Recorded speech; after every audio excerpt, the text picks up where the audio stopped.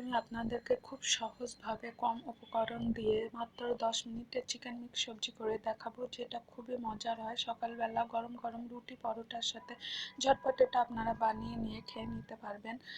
বাচ্চারা যারা সবজি খেতে চায় না তারাও খুবই পছন্দ করে খাবে। তো এখানে আমি একটা ফ্রাই প্যানে প্রথমে একটা বড় সাইজের পেঁয়াজ কুচি দিয়েছি, সামান্য তেলে লাল করে নিয়েছি। 250 গ্রামের মতো চিকেন কিউব করে কেটে নিয়েছি, একেবারে ছোট ছোট করে।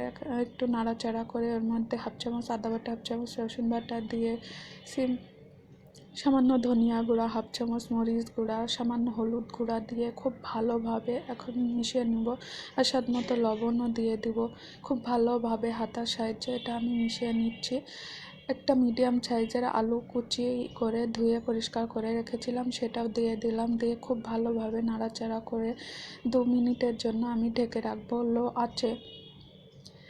এখন আমি একটা মিডিয়াম সাইজের গাজর কুচি দিয়ে দিচ্ছি। গাজরটা আমি পরিষ্কার করে ধুয়ে রেখেছিলাম। গাজরটা দিয়ে খুব ভালোভাবে মিশিয়ে আরও 2 মিনিটের জন্য ঢেকে দিচ্ছি। 2 মিনিট পরে আমার সব কিছু অনেকটাই সিদ্ধ হয়ে গেছে। এখন আমি 2 থেকে 3টা বরবটি কুচি করে রেখেছিলাম ধুয়ে, সেটাও দিয়ে দিলাম। দিয়ে খুব ভালো মতো নাড়াচাড়া করে নিচ্ছে। এখন 2টা কাঁচামরিচ হাত দিয়ে ভেঙে দিচ্ছি, এটা অবশ্যই দেবেন, ফ্লেভারটাও ভালো আসবে, খুবই ভালো লাগবে। আপনারা ঝাল না খেতে চাইলে, বাচ্চারা না খেতে পারলে ফেলে দেবেন, সমস্যা নাই, এতে ঝাল বেশি একটা বের হয় না।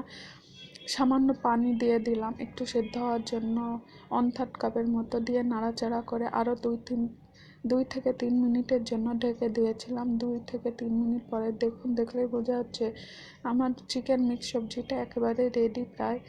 সামান্য জিরা গুঁড়া দিয়ে দিলাম, সামান্য গরম মশলা গুঁড়া দিয়ে খুব ভালোভাবে নাড়াচাড়া করে নিয়েছি। দেখুন রেডি হয়ে গেছে চিকেন মিক্স সবজি। এটা ঝটপট আপনারা সকালে নাস্তার সঙ্গে 10 মিনিটে তৈরি করে নেবেন। রুটি পরোটার সাথে খেতে অসম্ভব মজা হয়, বাচ্চারাও খুবই মজা করে খাবে।